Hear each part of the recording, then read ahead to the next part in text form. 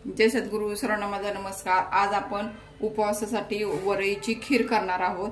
त्यासाठी लागणारे साहित्य ही पाव वाटी वरई घेतलेली आहे, हे काजू आहेत, हे बदाम घेतलेले आहेत, अजून अर्धा लिटर दूध घेतलेले आहे, ही विलायची पावडर आहे। आपण आता दूध इकडे तापायला ठेवूया। आता आपण या गॅसवर दूध गरम करायला ठेवलेलं आहे। इकडे आपण वरई भाजून घेऊया।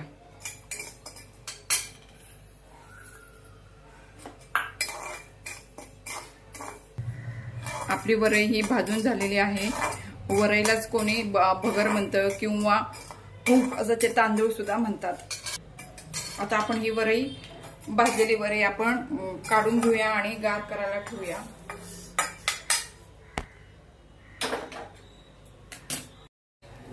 आपण आता हे काजू आणि बदाम तुपामध्ये फ्राय करून घेऊया।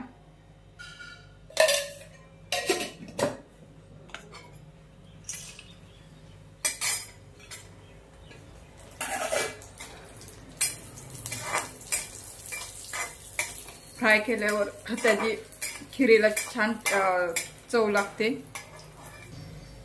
आपले काजू आणि बदाम फ्राय झालेले आहेत, ते आपण काढून घेऊया। आपली भगर ही गार झालेली आहे, ह्याला आपण वाटून घेऊया। भगर ही अशी जाडसर बारीक करून घेतलेली आहे मिक्सर मधनं। आपलं दूध हे आता उकळलेले आहे, यामध्ये आपण ती बारीक केलेली भगर आहे ती त्यामध्ये टाकून घेऊया।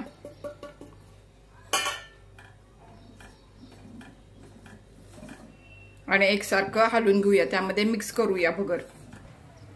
आपल्या वरईच्या खिरीला उकळी आलेली आहे, त्यामध्ये आपण हे सुके मेवे टाकून घेऊया। अर्धी वाटी साखर आहे ती पण टाकून घेऊया आणि एकसारखं ते हलवून घेऊया। त्यामध्ये अर्धा चमचा विलायची पावडर टाकली आहे, ते पण आपण खिरीमध्ये मिक्स करून घेऊया।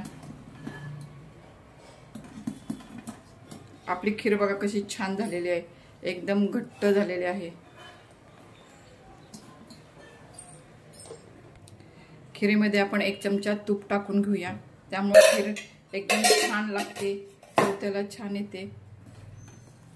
आपली खीर आता उकळलेली आहे।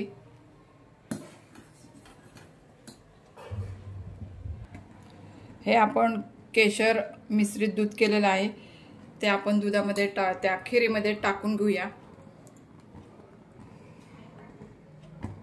केशरामुळे खिरीला कलर छान येतो आणि खायला पण खूप छान लागते।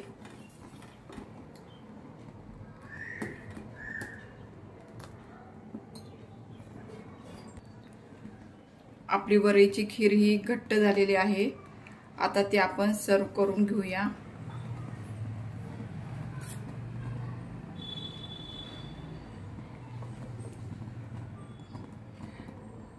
व्हिडिओ आवडल्यास व्हिडिओला लाईक करा, शेअर करा, सबस्क्राईब करायला विसरू नका आणि सर्वांनी वरईची खीर खायला या।